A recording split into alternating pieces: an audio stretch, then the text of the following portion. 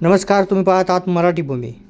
अजित पवार यांच्या निधनानंतर राज्याच्या राजकारणात एक मोठी चर्चा पुन्हा जोर धरताना दिसते.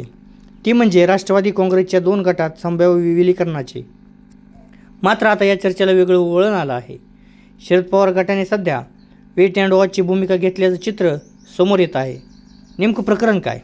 काही दिवसांपासून अशी चर्चा रंगत होती की दोन्ही राष्ट्रवादी काँग्रेस पुन्हा एकत्र येऊ शकतात. काही नेत्यांनी तर विलिनीकरण लवकरच होईल असे संकेतही दिले होते. मात्र आता शरद पवार गटाकडून सावध भूमिका घेतली जात असल्याचं दिसतंय. घाई नको, परिस्थितीचा अंदाज घेऊ अशी भूमिका घेतली गेल्याचं सूत्रांचं म्हणणं आहे. जयंत पाटील यांचं वक्तव्य. या पार्श्वभूमीवर जयंत पाटील यांनी केलेलं वक्तव्य महत्त्वाचं मानलं जातं. ते म्हणाले की बारामतीमध्ये त्यांनी सुनेत्रा पवार यांची भेट घेतली आणि मदतीची गरज भासल्यास आम्ही सोबत आहोत असं सांगितलं. विलिनीकरणाबाबत चर्चा आधी सुरू होती, मात्र सध्याच्या परिस्थितीत त्यावर भाष्य करणं योग्य नाही असं त्यांनी स्पष्ट केलं.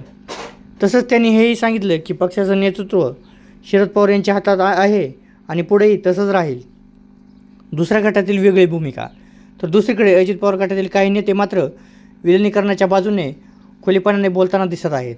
आमदार हिरामन खोसकर यांनी दावा केला आहे की 30 ते 35 आमदार विलिनीकरणास तयार आहेत आणि ही भूमिका मंगळवारी होणाऱ्या बैठकीत मांडली जाईल. तसंच अतुल बेनके यांनीही एका कार्यक्रमात दोन्ही राष्ट्रवादी एकत्र काम करतील असे संकेत दिले. सुनील तटकरे यांची भूमिका काय? तर मात्र याच मुद्द्यावर सुनील तटकरे यांनी सावध भूमिका घेतली आहे. त्यांनी म्हटले की काही आमदारांची वैयक्तिक मतं ही पक्षाची अधिकृत भूमिका समजता येणार नाहीत. पक्षाध्यक्ष म्हणून अंतिम भूमिका योग्य वेळी जाहीर केली जाईल असं त्यांनी स्पष्ट केलं. मंगळवारची बैठक निर्णायक. आता सगळ्यांचं लक्ष लागलं आहे ते मंगळवारी होणाऱ्या बैठकीकडे.